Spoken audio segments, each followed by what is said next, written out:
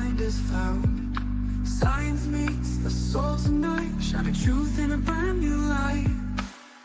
From the pain, from the fear, to the hope that's drawing near, we're finding ways to heal inside on this conscious mindful ride. Beyond the trip, beyond the haze, we're lighting up these shadow waves. Ketamine dreams to... Welcome back to Conscious Healing, Beyond the Trip, hosted by Dr. Jason Harris. Each week, Dr. Harris explores the world of ketamine and other psychedelics, uncovering how they're helping to treat mental health conditions and chronic pain disorders.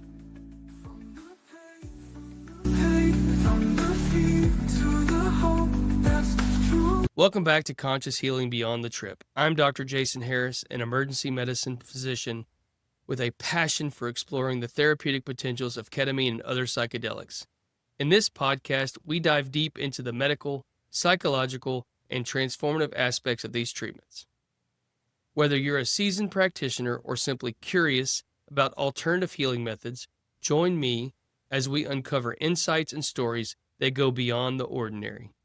We'll also broaden our lens to examine the rapidly evolving field of psychedelic therapies for mental health.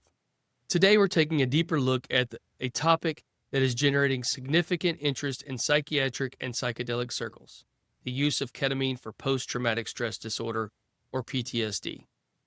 PTSD is a complex and often debilitating condition affecting millions worldwide. Traditional treatments like selective serotonin reuptake inhibitors, cognitive behavioral therapy, and exposure therapy have helped many. But a substantial number of patients remain refractory to these interventions. This treatment gap has driven the search for novel therapies, and ketamine and psychedelics have emerged as promising candidates. Let's start with the basics. Ketamine is a dissociative anesthetic first synthesized in the 1960s. In the emergency department, we're most familiar with its use for procedural sedation, analgesia, and even rapid sequence intubation. But over the past decade, ketamine's role has expanded dramatically, particularly in the realm of mental health. Ketamine's primary mechanism of action is an NMDA receptor antagonist, modulating glutamatergic transmissions. This action is thought to promote synaptogenesis and enhance neuroplasticity, rebuilding the framework of the brain, which are key factors in its rapid antidepressant effects.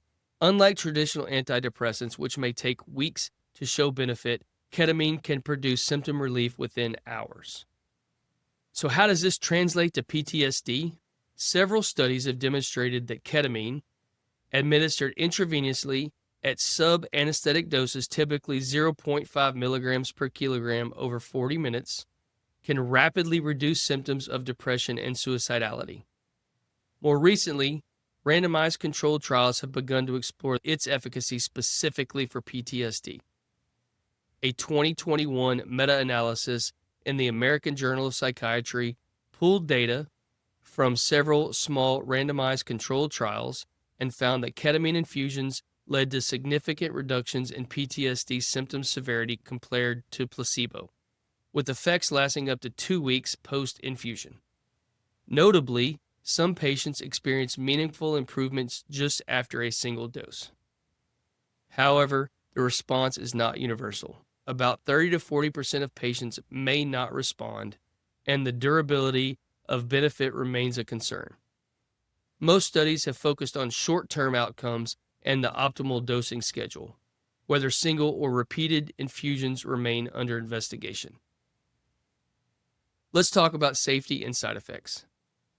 Ketamine is generally well tolerated at sub-anesthetic doses, but transient dissociation, perceptual disturbances, and mild increases in blood pressure are common. In the context of PTSD, there's also concern about the potential for psychological distress during the acute effects, particularly in patients with a history of psychosis or substance abuse disorder. Long-term safety data are limited, but repeated use raises the question about urinary tract toxicity and cognitive effects, especially outside of controlled clinical settings. From a practical standpoint, ketamine for PTSD is typically administered in specialized clinics like Transformative Wellness, often under the supervision of physicians, Intravenous infusion is the most studied route, but intranasal and oral formulations are being explored. The FDA has approved S-ketamine, the S-enantiomer of ketamine, for treatment-resistant depression, but not yet for PTSD. What about the future of ketamine and PTSD? Ongoing trials are examining the combination of ketamine with psychotherapy, such as cognitive behavioral therapy or exposure therapy, to enhance and prolong its benefits. There's also interest in identifying biomarkers to predict which patients are most likely to respond. What about the ethical and regulatory issues? As with any novel therapy, there are ethical and regulatory considerations. Ketamine is a Schedule III controlled substance, and concerns about misuse and diversion persist. Ensuring appropriate patient selection, monitoring, and follow-up is critical to maximizing benefit and minimizing harm. Now, let's broaden our discussion to the wider field of psychedelic-assisted therapies. Over the past several years, there's been a renaissance in the research on classical psychedelics. Compounds like psilocybin, MDMA, and LSD for a range of psychiatric conditions, including PTSD, depression, and substance use disorders. One of the most promising candidates is MDMA, commonly known as ecstasy. Unlike ketamine, MDMA is not a dissociative anesthetic, but a stimulant with empathogenic properties. In 2021, a landmark Phase 3 trial published in Nature Medicine demonstrated that MDMA-assisted psychotherapy produced significant and sustained reductions in PTSD symptoms compared to placebo, with over 2/3 of participants no longer meeting criteria for PTSD at 2 months post-treatment. MDMA is thought to facilitate the therapeutic process by reducing fear and defensiveness, enhancing emotional processing, and increasing trust and connection with the therapist. The FDA has granted MDMA-assisted psychotherapy breakthrough therapy status, and approval for clinical use in PTSD is anticipated in the near future. Psilocybin, the active compound in magic mushrooms, is another psychedelic under intense investigation. Early phase studies have shown that psilocybin administered in a controlled, supportive setting can produce rapid and durable reductions in depression and anxiety, including in patients with treatment-resistant depression and end-of-life distress. PTSD research is still in its early stages, but the mechanism thought to involve increased neuroplasticity, emotional processing, and sense of connectedness holds promise. Several Phase 2 trials are underway, and the FDA has also granted psilocybin breakthrough therapy status for depression. There are other compounds also being studied. LSD, lysergic acid diethylamide. Early research suggests potential benefits for anxiety and cluster headaches, with some pilot studies exploring use in PTSD. Ayahuasca and DMT. These plant-based psychedelics used traditionally in South America, shamanic practices, are being studied for their effects on depression, addiction, and trauma-related disorders.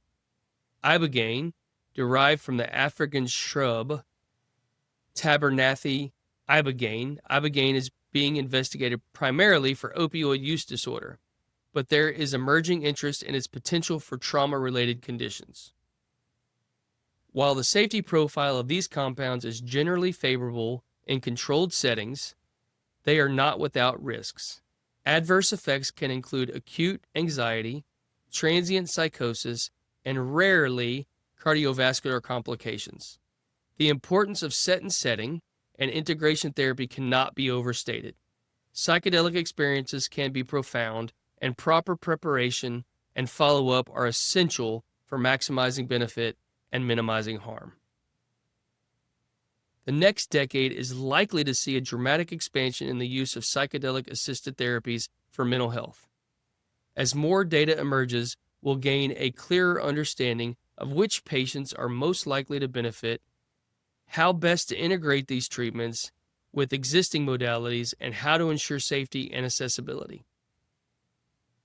To summarize, ketamine represents a rapid-acting, evidence-based intervention for PTSD, particularly in patients who have not responded to conventional therapies.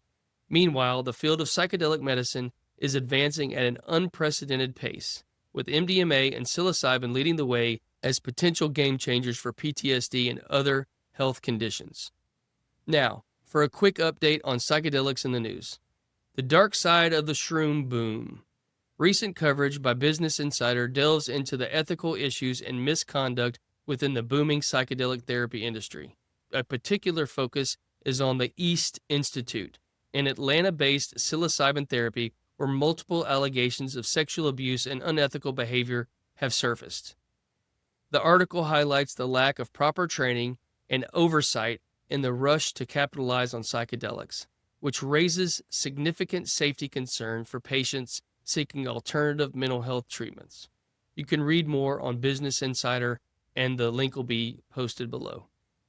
Stay tuned next week for our next episode where I will interview a true American hero. Jeff Foster will join me and discuss his journey with ketamine and how we have helped treat his PTSD with ketamine.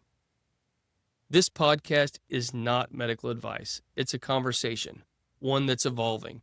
So talk to your doctor, ask the hard questions, but remember, your provider might not be up to date on the latest research or might be closed-minded to the use of psychedelics even though the science is there.